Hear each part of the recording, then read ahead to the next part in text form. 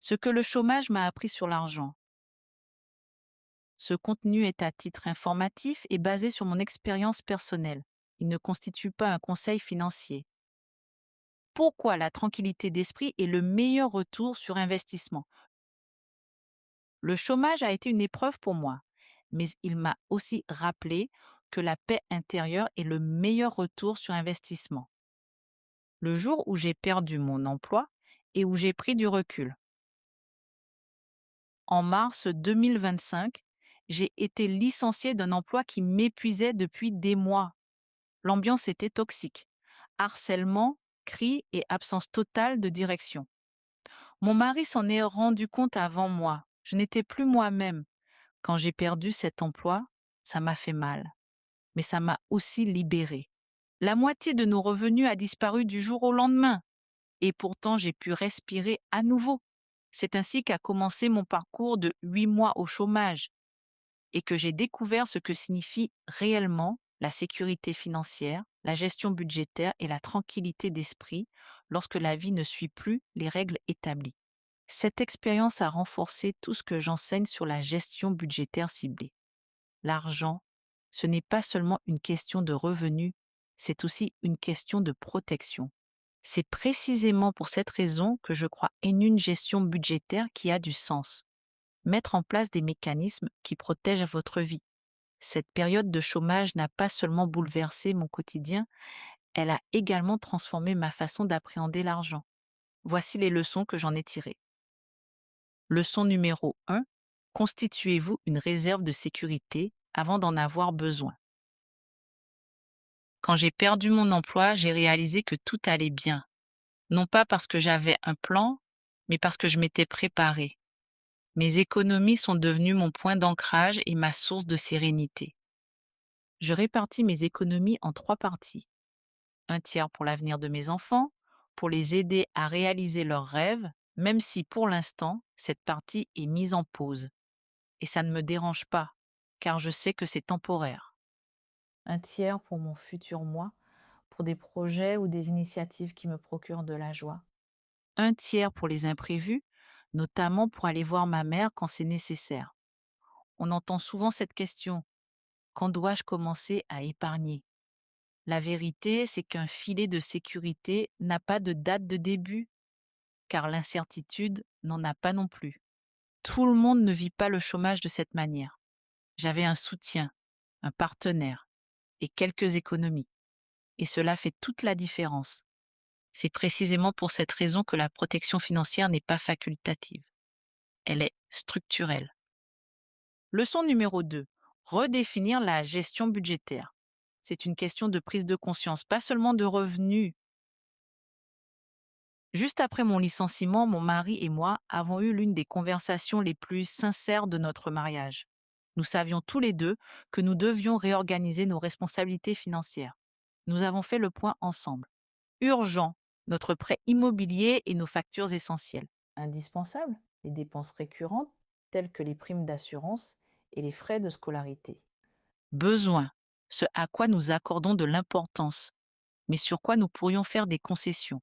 Ce qu'il nous faut, les choses non essentielles que nous pourrions mettre en pause. Cette discussion m'a rappelé l'importance de l'intimité financière. Leçon numéro 3. Le repos fait partie intégrante de l'équilibre financier. Une fois le brouhaha du travail dissipé, j'ai remarqué quelque chose de rare. Le silence, la paix. Chez moi, tout était calme. Mes enfants étaient heureux. Mon mari semblait plus serein. Nous allions nager en semaine et préparions des gâteaux juste pour le plaisir. Pour la première fois depuis des années, je ne courais plus, je vivais simplement. Le repos m'a appris que la productivité ne consiste pas toujours à agir. Parfois, il s'agit plutôt de se ressourcer, car on ne peut pas planifier la suite si l'on est constamment en mode survie. Le repos n'est pas de la paresse, c'est une façon de se ressourcer. Pour la première fois, je ne courais plus d'une tâche à l'autre. Je me suis autorisée à faire une pause sans me sentir coupable. Et c'est pendant cette pause que j'ai pris conscience d'une chose importante.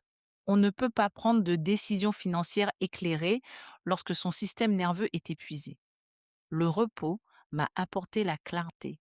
La clarté m'a donné une direction. Leçon numéro 4. La santé est votre meilleur allié dans tous les sens du terme. C'est devenu mon mantra quotidien que je répète souvent dans la communauté WhatsApp Afro Budgeting Girl. La santé est votre meilleur allié. Dans ma salle de sport, le propriétaire a prolongé mon abonnement et m'a accordé un délai de paiement. Ce geste de bienveillance m'a redonné pied. J'ai fait de l'exercice, mangé sainement, fait de longues promenades et je me suis rappelé que prendre soin de mon corps, c'était aussi prendre soin de mes rêves. Le bien-être physique favorise la stabilité émotionnelle et la stabilité émotionnelle permet de faire des choix financiers judicieux parce qu'on ne peut pas gérer son argent quand on est en état d'épuisement professionnel. Leçon numéro 5. La culture financière favorise la discipline. J'ai toujours tenu un suivi de mes dépenses, mais le chômage a mis ma discipline à rude épreuve. Il ne s'agissait pas d'une restriction, il s'agissait d'une prise de conscience. J'ai prêté attention à où est passé l'argent, ce que j'ai ressenti en passant ce qui a déclenché la peur ou le comportement d'évitement. Tenir un journal m'a permis de mettre en lumière des aspects que j'avais négligés lorsque le rythme de vie était effréné. Quand les choses ralentissent, des schémas se dessinent. C'est cette prise de conscience qui vous protège à long terme, et non pas uniquement vos revenus. Leçon numéro 6. La communauté avant la comparaison. Le chômage m'a rendu plus humble. Cela m'a fait réfléchir à toutes ces personnes qui n'ont ni économie, ni soutien, ni réseau social. Si c'est ton cas, je te comprends. Je sais ce que c'est. J'ai déjà vécu ça. Quand tes fondations ne cessent de s'effondrer puis de se reconstruire.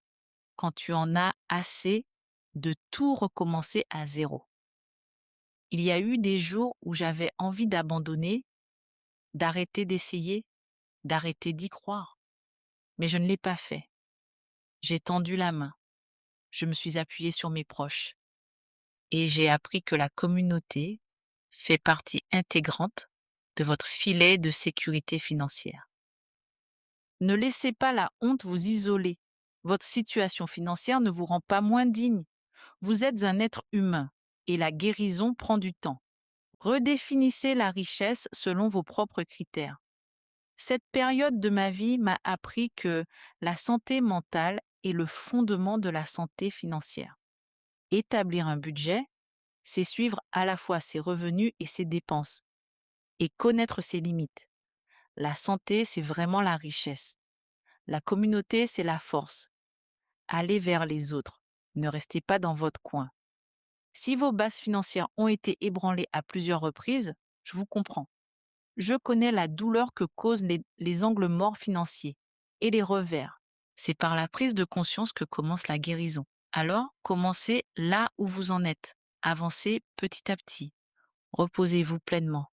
Et n'oubliez pas, la sérénité est une forme de richesse. C'est parfois la perte de revenus qui nous fait prendre conscience de la véritable valeur de la stabilité. Pour approfondir cette réflexion, retrouvez l'article complet sur Afro Budgeting Girl. Cet épisode vous a touché. Partagez votre histoire en commentaire. Likez, abonnez-vous et commentez. Ça nous aide à toucher plus de personnes. Si cela vous parle, explorez mes outils gratuits de budget, dont un suivi budgétaire et un guide pratique de 200 questions sur mon site.